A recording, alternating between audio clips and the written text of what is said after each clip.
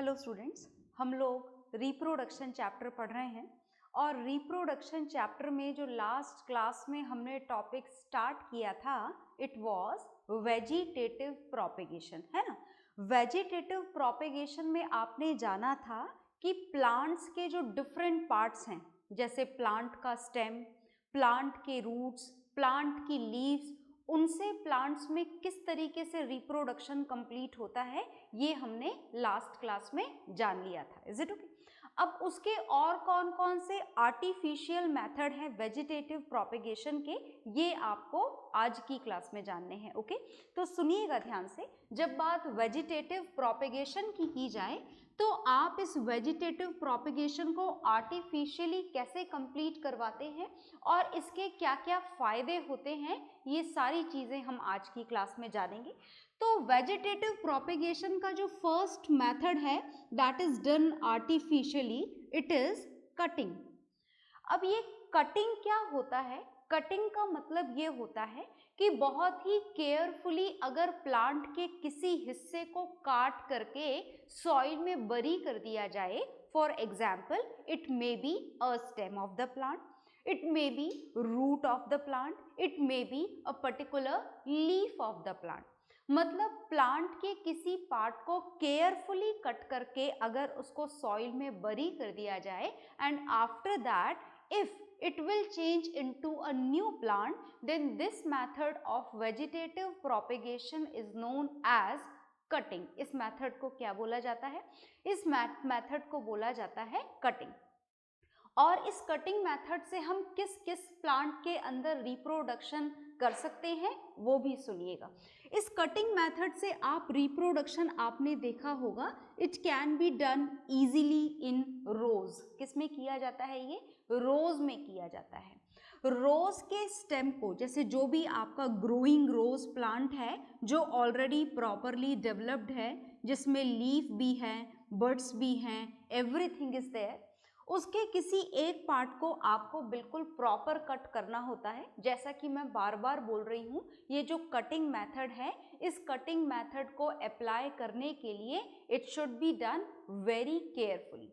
अब इस केयरफुलनेस का यहाँ पर क्या मतलब है? किस तरीके से आपको केयरफुली ये काम करना है? केयरफुली करने का मतलब ये है कि आप प्लांट के जिस भी हिस्से को काटने जा रहे हो, whether it is stem or root or leaf, whatever, it should have a particular developed bud in it। उस पर्टिकुलर कटे हुए हिस्से में एक प्रॉपर बड होना जरूरी है, जहां से इसकी रूट डेवलप हो सके, शूट डेवलप हो सके, न्यू लीव्स डेवलप हो सके। Is it okay? तो बस यही बात है जो आपको यहाँ पर इस मेथड में ध्यान में रखनी है। ओके, तो जैसे आपने रोज प्लांट के स्टेम को यहाँ से कट किया और कट करके आपने इसको यहाँ पर लगा दिया, तो ये जो हिस्सा है that will change into a new plant. ये एक न्यू रोज प्लांट में क्या हो जाएगा? चेंज हो जाएगा। अपने आप यहाँ पर क्या डेवलप्स हो जाएंगी? अपने आप यहाँ पर रूट डेवलप हो जाएंगी, शूट सिस्टम डेवलप हो जाएगा, लीव्स डेवलप हो जाएंगी, न्यू बड का फॉर्मेशन हो जाएगा और कुछ ही समय बाद न्यू फ्लावर्स का भी फॉर्मेशन हो जाएगा। तो रोज के अलावा इस कटिंग मेथड से रिप्रोडक्शन और कौन कौन से प्लांट में किया जा सकता है, देखिएगा कुछ एक दो एग्जाम्पल हम यहाँ पर और जान लेते हैं। जैसे एग्जाम्पल है बनाना। बनाना के अंदर भी रिप्रोडक्शन यूजुअली इस कटिंग मेथड से ही किया जाता है। सीड के थ्रू ग्रो होने की कैपेसिटी बनाना का प्लांट यूजुअली ये खो चुका है, लॉस्ट कर चुका है उस कैपेबिलिटी को। So the method of reproduction which is going to follow in the banana, that is only cutting method. Banana के अलावा जो होता है शुगर केन, शुगर केन में भी आपको यही कटिंग मेथड फॉलो करना होता है। Cactus which is a desert plant, उसके अंदर भी यही मेथड फॉलो किया जाता है। तो ऐसे और भी बहुत सारे एग्जाम्पल्स हैं, आप इन दो चार को याद रखेंगे आपके लिए काफ़ी है। तो आप इन एग्जाम्पल्स को नोट डाउन कर लीजिए, then we will learn the another method of vegetative propagation. Okay,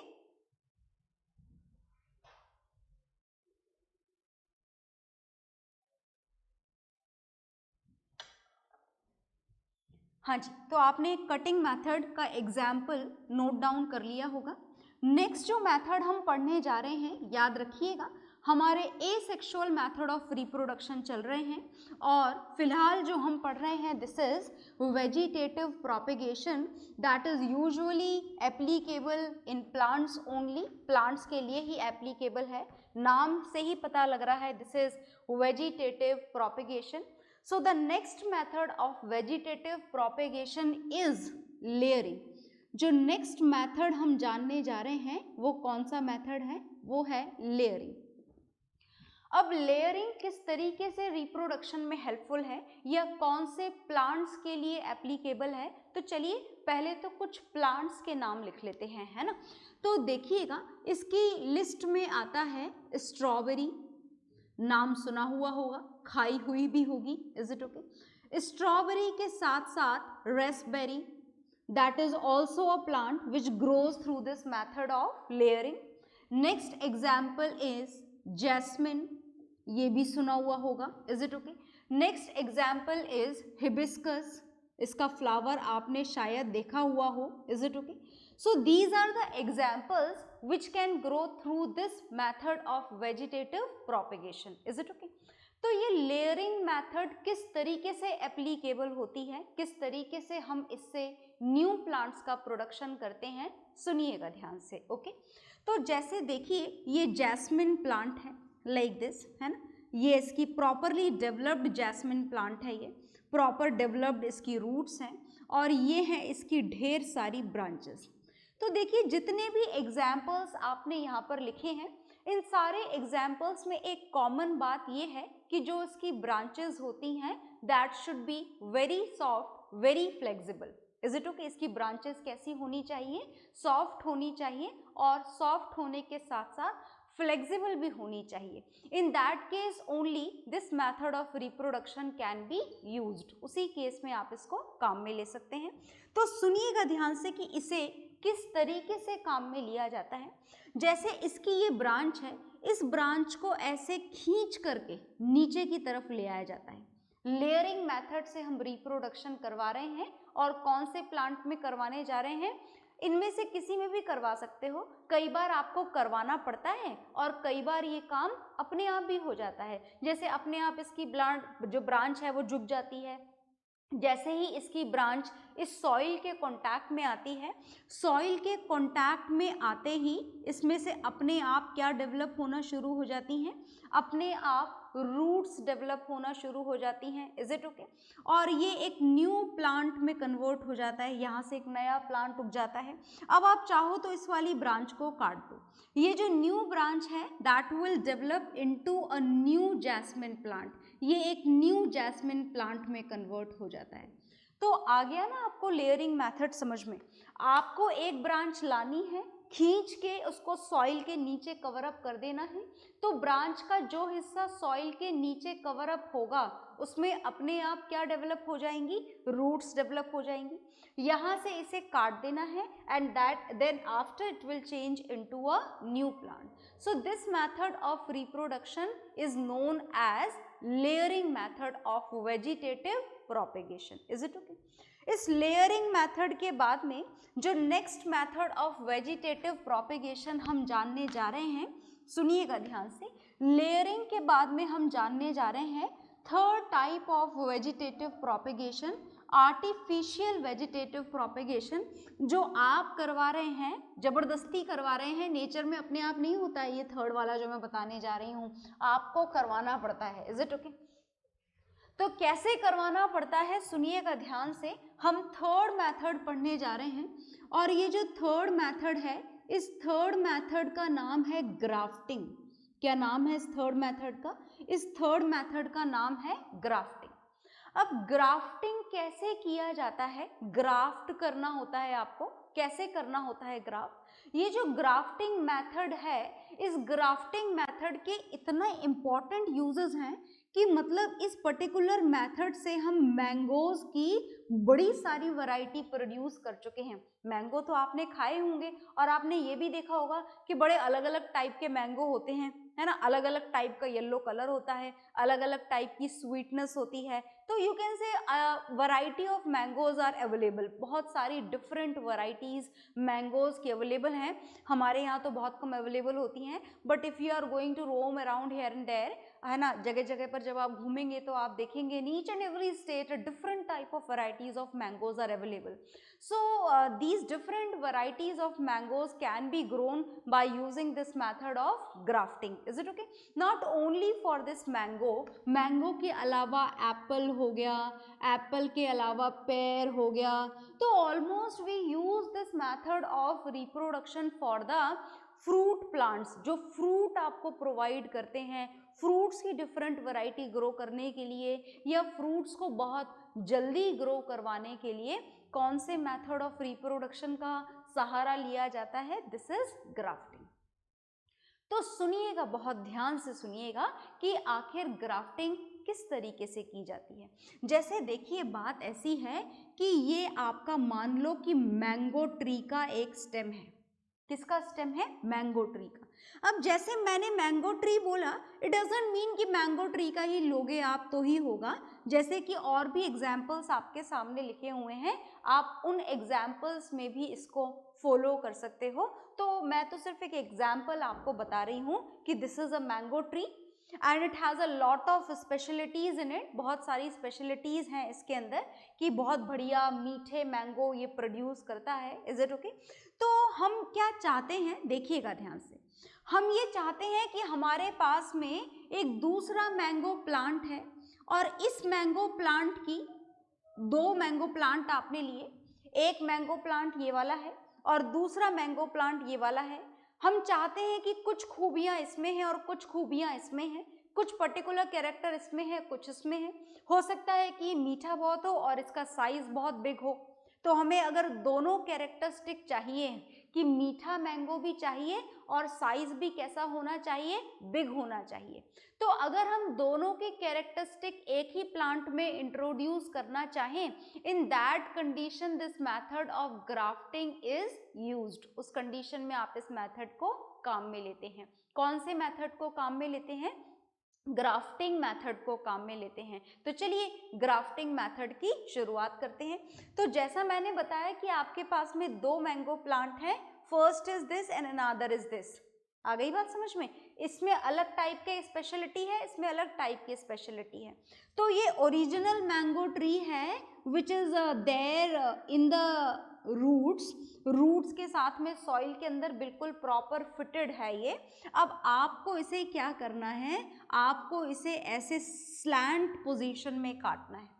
काट दिया आपने इसके स्टेम को स्लैंट पोजीशन में. Is it okay?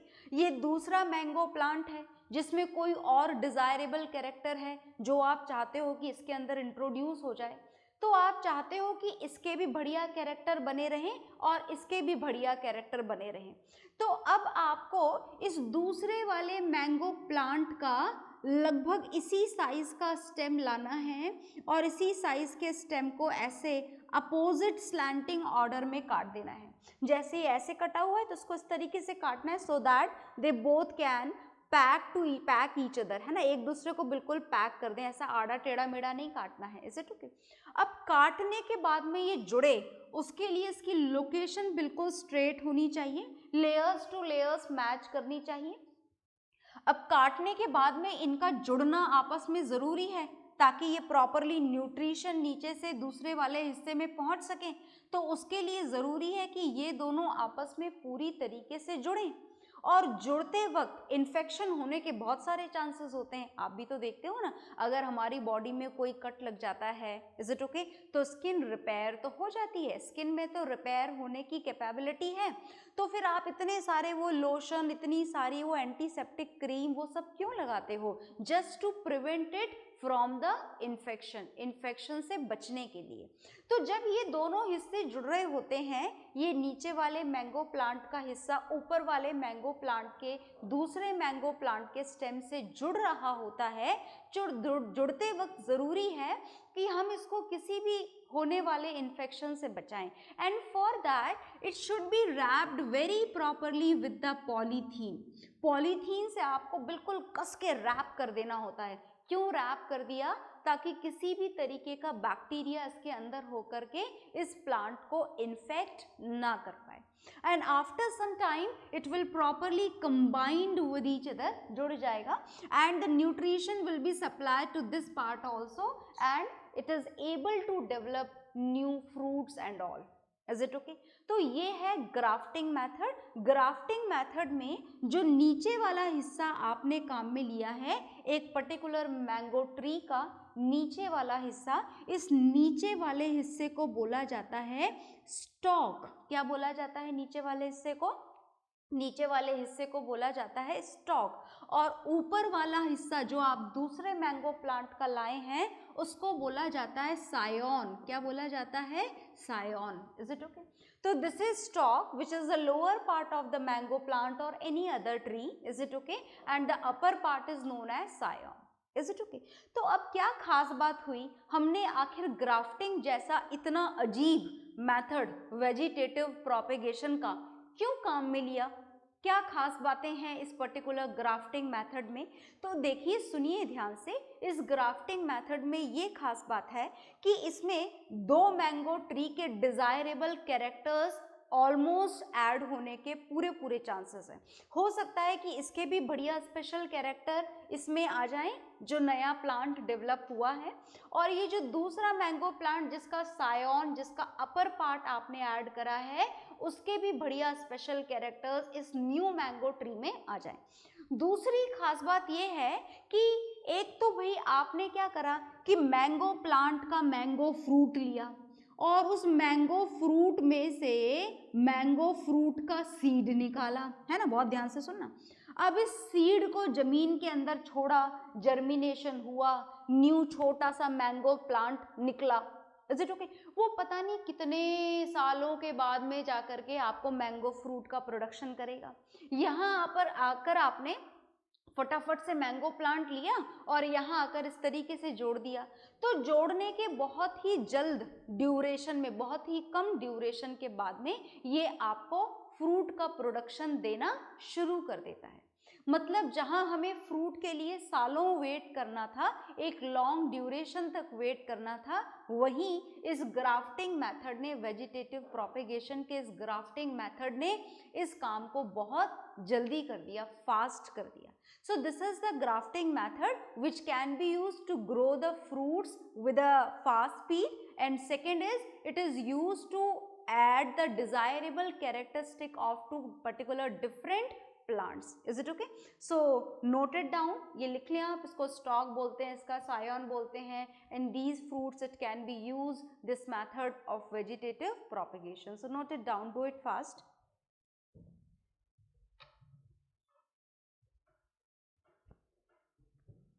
हाँ जी, तो आपने नोट डाउन कर लिया होगा, और नोट डाउन करने के बाद में आपने वेजिटेटिव प्रोपेगेशन के बड़े सारे मेथड देखे। कभी आप लीफ से उगा रहे थे, है ना, कभी आप स्टेम से उगा रहे थे। अलग अलग तरीके से आपने न्यू प्लांट को रिप्रोड्यूस किया, और रिप्रोड्यूस करने के क्या क्या फ़ायदे आपको मिले, वो फ़ायदे हम यहाँ पर देखने जा रहे हैं। मतलब हम एडवांटेजेस जानने जा रहे हैं। किसके एडवांटेजेस जानने जा रहे हैं? Advantages of vegetative propagation. तो सुनिएगा बहुत ध्यान से, हम एडवांटेजेस पढ़ रहे हैं। और किसके एडवांटेजेस पढ़ रहे हैं आप एडवांटेजेस पढ़ रहे हैं वेजिटेटिव प्रोपेगेशन के। वेजिटेटिव प्रोपेगेशन के क्या क्या एडवांटेजेस हैं, बहुत ध्यान से सुनिएगा, बहुत ज़्यादा इम्पॉर्टेंट है ये। पहली बात तो ये कि ये हमारे टाइम ड्यूरेशन को क्या कर देता है? कम कर देता है। कौन से टाइम ड्यूरेशन को कम कर देता है? प्लांट के न्यू प्लांट रिप्रोड्यूस करने के टाइम ड्यूरेशन को ये क्या कर देता है? बहुत शॉर्ट ड्यूरेशन में सारा काम कर देता है। जैसा कि मैंने बोला कि अगर नॉर्मल प्लांट प्रोडक्शन आप करेंगे कि आपने एक सीड डाला, फिर उसका जर्मिनेशन हुआ, फिर न्यू प्लांट का प्रोडक्शन हुआ, फिर जाने कितने सालों बाद उसने फ्रूट का प्रोडक्शन किया, so this will take a very long duration. इस सारे काम में टाइम कैसा लगेगा? इस सारे काम में टाइम बहुत ज़्यादा लगेगा as when it is compared to this method of vegetative propagation. जो दूसरी खास बात है इसके अंदर वो ये खास बात है कि when we reproduce a plant with any of the method of vegetative propagation except that particular grafting को अगर छोड़ दिया जाए, तो जैसे आपने यूज़ करा कटिंग मेथड, आपने दूसरा यूज़ करा लेयरिंग मेथड, या फिर आपने यूज़ करा पोटैटो के बड से आपने नया पोटैटो प्लांट प्रोड्यूस करा, तो इन सारे ही मेथड के अंदर जो न्यू प्लांट प्रोड्यूस होता है, this new plant is almost same as that of the parent plant. Is it okay?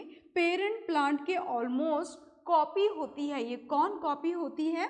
This new plant, क्योंकि कुछ नया होने का या कुछ वेरिएशन होने के यहाँ पर एज सच चांसेस नहीं होते हैं। तो new plant has all the characteristic of the parent plant. तो मानो कि आपको पेरेंट प्लांट की कोई बहुत बढ़िया स्पेशीज मिल गई है ना? बात समझ में आ गई? रोज प्लांट आपको बहुत बढ़िया वाले मिल गए हैं, इज इट ओके? बहुत बढ़िया से रोज उसमें आ रहे हैं, तो अब आप क्यों नए पर्टिकुलर प्लांट को खरीदोगे? आप चाहोगे कि वैसे ही रोज हमेशा उगते रहें।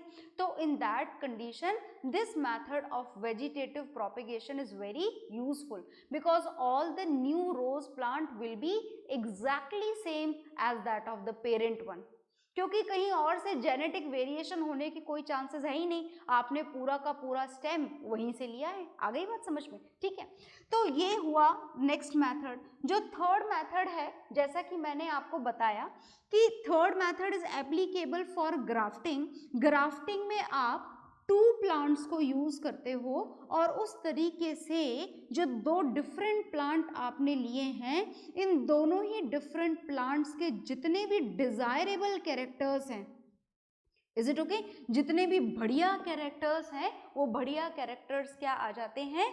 ग्राफ्टिंग के अंदर। हो सकता है कि जो दो प्लांट का मिक्स करके आपने एक न्यू प्लांट बनाया है, उस न्यू प्लांट के अंदर दोनों के ही बढ़िया कैरेक्टर आ जाएं, और ये भी हो सकता है कि आपको उस पर्टिकुलर फ्रूट की एक नई वैरायटी मिल जाए। Is it okay? आ गई बात समझ में? एक न्यू टाइप की स्पेशीज मिल जाए, मैंगो की या एप्पल की। फोर्थ जो इम्पोर्टेंस है इस वेजिटेटिव प्रोपेगेशन की, वो ये है कि आप एक ही सिंगल पेरेंट प्लांट से, सिंगल पेरेंट प्लांट है आपके पास में, और उस सिंगल पेरेंट प्लांट से आप बहुत सारे न्यू प्लांट को रिप्रोड्यूस कर सकते हो। Many new plant can be reproduces with the help of a single parent plant. जैसे एक बड़ा सा रोज प्लांट है, आपने उससे 8, 10, 15 छोटे छोटे स्टेम काट लिए और उस तरीके से 8, 10, 15 आपने एक साथ न्यू रोज प्लांट, बहुत ही फास्ट ग्रो होने वाले न्यू रोज प्लांट को ग्रो करवा दिया।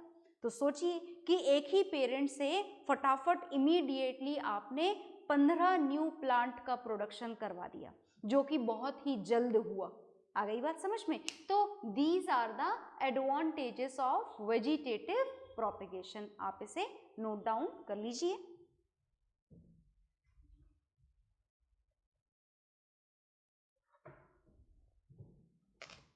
तो आपने ये नोट डाउन कर लिया होगा, these are the advantages of vegetative propagation.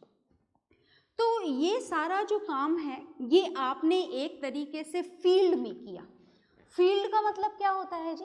Field का मतलब सॉइल के अंदर किया, आपने मिट्टी के अंदर किया। अगर यही काम आप आर्टिफिशियली किसी लेबोरेटरी में करने लग जाओ तो फिर आप इसे वेजिटेटिव प्रोपेगेशन नहीं बोलते। तो आपको जो नेक्स्ट मेथड पढ़ना है वो कौन सा पढ़ना है?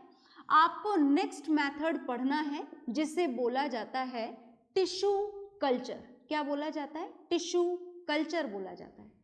इस टिश्यू कल्चर का एक नाम और होता है, और जो टिश्यू कल्चर का दूसरा नाम होता है वो होता है micro propagation. Is it okay? और ये क्या होता है, सुनिएगा ध्यान से, इसका नाम से क्या मतलब है, क्या हमको समझ में आता है, बहुत ध्यान से सुनिएगा। इससे हमको ये समझ में आता है टिश्यू कल्चर से कि इसमें जो प्लांट की न्यू सैपलिंग्स प्रोड्यूस होंगी वो कहाँ से प्रोड्यूस होंगी, वो प्रोड्यूस होंगी डिफरेंट टिश्यूज से। कहाँ से प्रोड्यूस होंगी, टिश्यूज से, प्लांट के टिश्यूज से। तो इसमें क्या किया जाता है, प्लांट के जो शूट का टिप होता है, ध्यान से सुनिएगा क्या बोल रही हूं मैं, tip of the shoot system, tip of the shoot system. इस शूट सिस्टम के टिप से आपको कुछ टिश्यूज को ऐसे स्क्रैप करके निकाल लेना होता है और फिर स्क्रैप करके उसे डाल देना होता है एक सॉल्यूशन के अंदर। ये कुछ टिश्यूज आपने स्क्रैप करके निकाले इस टिप में से, शूट टिप में से, और इसे डाल दिया एक सॉल्यूशन के अंदर। ये जेली टाइप फ्लूइड होता है एक, और इसमें क्या प्रेजेंट होते हैं, इसमें प्रेजेंट होते हैं प्लांट के लिए रिक्वायर्ड सारे न्यूट्रिएंट्स, और साथ में प्रेजेंट होते हैं सारे plant hormones which are responsible for its development. Is it okay? और इसी सॉल्यूशन को बोला जाता है कल्चर सॉल्यूशन। क्या बोला जाता है, कल्चर सॉल्यूशन भी इसे बोला जाता है। इसका आपको इंट्रोडक्शन जानना है बस थोड़ा सा। तो जब इस कल्चर सॉल्यूशन में which is having all the nutrient and plant hormones which are required for the development of plant, तो इस पर्टिकुलर कल्चर सॉल्यूशन के अंदर ये एक बहुत बड़ा क्लम्प बन जाता है, सेल्स का गुच्छा बन जाता है, ये पूरा का पूरा प्लांट सेल का, खूब सारी सेल्स इसमें डेवलप हो जाती हैं। After this particular clump of cell, ये जो बड़ा सा क्लम्प ऑफ सेल बना था, it has to be shifted in another culture solution. इसको दूसरे कल्चर सॉल्यूशन में डाला जाता है, and now this another culture solution is having that particular hormone. इसमें कुछ ऐसे हार्मोन प्रेजेंट होते हैं which are responsible for the growth of its roots. किसकी ग्रोथ के लिए रिस्पॉन्सिबल होते हैं, रूट्स की ग्रोथ के लिए। तो इसमें उग जाती हैं ऐसे बहुत सारी रूट्स। Is it okay? आई बात समझ में?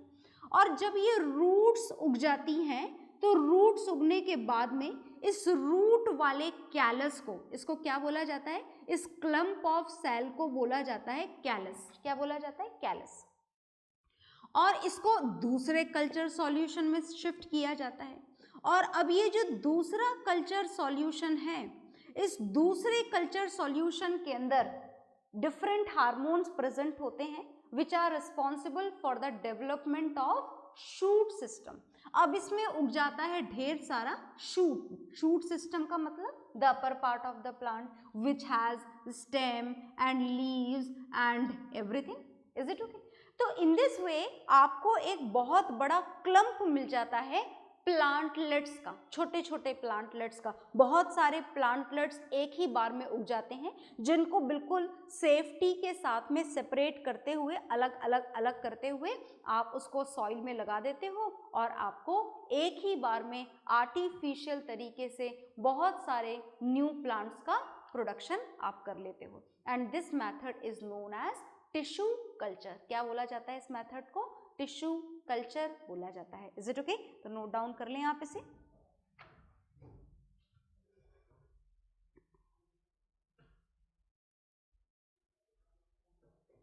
हाँ जी, तो आपने इसे नोट डाउन कर लिया होगा। तो इस तरीके से आपका asexual method of reproduction complete हो गया है। नेक्स्ट क्लास में हम स्टार्ट करेंगे new topic. Okay, bye everyone.